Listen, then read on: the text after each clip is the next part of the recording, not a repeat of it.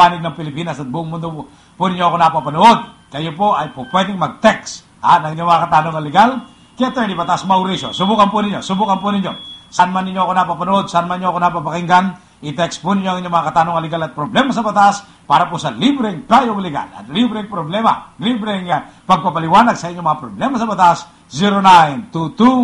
0922-833-4396. Ibig sabihin, saan man panig nyo ako napapanood, saan man panig napapakinggan, pwede mag-text kay Attorney Batas Mauricio, 0922-833-4396. Unahin natin ang ating mga panauhin sa loob ng himpilan, pero pabatiin muna natin ang ating iimportahing kapartner sa paglilingkod ngayon, si Kuya Romel Rotor. Ikaw nga ba, Kuya Romel Rotor, ang aking kasama ngayon? Yes, sir.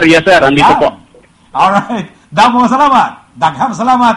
Diyos tagina po. Si Kuya Romel Rotor ang ating kasama sa DYMS Action Radio Catbalogan. Magandang umaga, Kuya Romel. At ano yung magandang umaga, Attorney. At nandito po ngayon sa ating himpilan si Kinang Rosalinda Jokton. Meron daw po yata siyang isasangguni po sa inyo, sir. Alright. Salamat sa Diyos. Sa ngalan ni Jesus, Kuya Romel Rotor, papasukin natin si Aling Rosalinda. Maupay nga aga, Aling Rosalinda. Maupay nga aga, Attorney. Alright. Ano po ang inyong katanungan? Meron lang po ako itatanong sa inyo tungkol sa mag-asawa pong matagal na pong hiwalay. Okay. Sundalo po yung lalaki. Okay. Pero ito pong kasong ito, wala pong naibibigay na pera parte sa asawa niya doon sa tunay na asawa na babae na kasal. Pero ito pong lalaki na retired na po, nandun po siya sa pangalawa niyang asawa. Kasi po, nilapit na po namin ito sa Kamkani noon. Okay. Hindi naman ko po alam na ano po siya, retired na. Sabi po doon, hindi na raw po jurisdiction ng Kamkami, sa labas na lang po. Opo, itatanong sa inyo, mayroon pa po bang pag-asa itong kaso na ito na makakuha ang tunay na asawa ng kapatid niya sa pera ng lalaki? Alam po ninyo, Mrs., kung pag-asa at pag-asa pag-uusapan, ang pag-asa po ay nasa isip at nasa puso lamang ng isang tao. Pag sinabi ng tao, may pag-asa pa ako, may pag-asa pa siya. Pero pag sinabi ng tao sa kanyang puso at isip, wala na akong pag-asa, talagang wala na nga. Kaya nga po ang ating sinasabi, huwag mawawalan ng pag-asa. Habang may buhay, ay may pag-asa ang isang tao. Habang nakikipaglaban po kayo para sa inyong karapatan, magkakaroon po kayo ng kaganapan sa inyong naisin na makamtan. Yun po yung katotohanan. So, kayo po mismo makakasagot. Kayo ba ay nagnanais pa rin na makapagpatuloy sa pakikipaglaban para makuha niyo ang inyong karapatan? Pagka pong sagot niyo ay oo, may pag-asa pa kayo. Pero pagka ang sinagot niyo ay hindi na, ayoko na, wala na kayong pag-asa kasi wala na makikipaglaban para sa inyo. So, dito po sa ating palatuntunan, kakampi mo ang batas. Ang tanong ni Attorney Batas Mauricio kay Aling Rosalinda, sagutin po ninyo, nais po ba ninyong lumaban o hindi na? Opo. Attorney, pasensya na po kayo. Kasi po, kapatid ko po ang kapatid ko. Kasama ko po siya. Eldest sister ko po siya. Andito po siya, kasama ko po. Kung may tatanong po kayo. Oo, mas maganda pong makausap din natin yung kapatid nyo, yung tunay na may suliranin. Sige nga, kausapin ko nga po yung kapatid nyo. Maupay nga aga. Maupay nga aga, Manay. Maupay nga aga. Opo, ano po ba pangalan nyo? Si Feli po. Aling Feli. Ang tunay kong pangalan, Felicitas Bahar. Felicidad. Yeah. Ang ganda pala ng pangalan nyo, Felicidad. Aling Felicidad, ang tanong ko sa inyo, interesado ba kayong lumaban o hindi?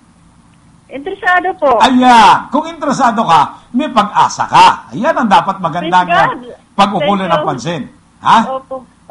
Oo, huwag mo sasabihin wala ka ng pag-asa. Kasi kung sinabi mo sa sarili mo, wala ka ng pag-asa, talo ka na. Ang dapat mong gawin, kung ikaw ay nagnanais lumaban at meron kang nais abutin, manalangin ka sa Diyos. Upang sa ganoon, ang Panginoong Diyos ang gagabay sa iyo. Di po ba? Amen. Opo. Amen. Sige, sabi mo amen ha. Kasi sabi ng Biblia sa Santiago 5:16, sa pangalawang pangungusap, ang panalangin ng isang taong matuwid ay mabisa at makapangyarihan. Now, Amen. Kung ikaw ay sumusunod sa mga utos at tuntunin ng Diyos, nagbabasa ng kanyang Biblia at nananalangin sa kanya araw-araw, hindi ka mawawalan ng pag-asa. Amen? Amen. Kita mo na. Ayos. Puro tayo amen ngayon. At ipinagkakatiwala sa Diyos ang ating suliranin. Now, ang akin pong payo, kahit na po kayo'y matagal ng hiwalay, kahit po kayo ay hindi nakakuha diyan po sa benepisyo ng asawa ninyo mula sa kanyang serbisyo, hindi po nangangahulugan. Tapos na ang kanyang obligasyon sa inyo. Sa ilalim ng Family Code, Artikulo 194 at Artikulo 195, kayo na asawang babae, patuloy na meron pong pag-asa na masuportahan sapagkat kahit kayo hiwalay na, ang obligasyon ni Mister na suportahan si Mrs. Patuloy na may bisa at patuloy na dapat yang gampanan. So ano po ang ating dapat gawin? Ang unang dapat gawin, sulatan si Mister. Sabihin sa kanya, kayo at ang inyong mga anak, kung meron pang minor de edad o 17 years old pababa ang edad, ay naghihingi ng suporta. Dapat magbigay siya ng suporta. At kung hindi po siya magbibigay ng suporta, pwede na natin siyang demandahin sa paglabag sa Republic Act 9262 o yung Anti-Violence Against Women and Their Children Act of 2004. Ganun po ang dapat gawin. Okay? Naintindihan po nyo? Aling Rosalinda at Aling Felicidad? Opo. So, wag po kayong aalis dyan. Maya-maya ng konti ay ibibigay ko yung aking telepono upang matawagan ninyo ako pagkatapos ng platuntunan. Dito po sa ating kakampi mo ang batas at nang maituro ko sa inyo kung paano gagawa ng sulat. Okay? Opo. Alright. So, wag kayong mawawalan ng pag-asa. Susulatan natin si Mister para kayo mabigyan ng suporta kahit kayo hiwalay na. At pag hindi siya nagbigay ng suporta, atin na po siyang didemandahin ng Republic Act 9262. Ayon po sa batas na ito, ang isang mister o lalaki na nag-iwan ng kanyang asawa, kaya ang asawa ay kasal o hindi, at pagkatapos hindi na niya sinusuportahan, po pwedeng makulong ng hanggang 20 taon. Okay, Mrs.? Matapang po kasi. Matapang. Yan, Matapang ipukukulong po. natin kung matapang siya. Ito. Okay, Aling Felicidad? Po. Alright, salamat sa Diyos, sa ngalan ni Jesus. At bigyan daan muna natin yung iba pang mga panauhin dito naman sa loob ng himpilan. Kuya Romel Rotor? Opo. Bibigyan daan na po Okay, natin attorney. yung mga susunod. Okay.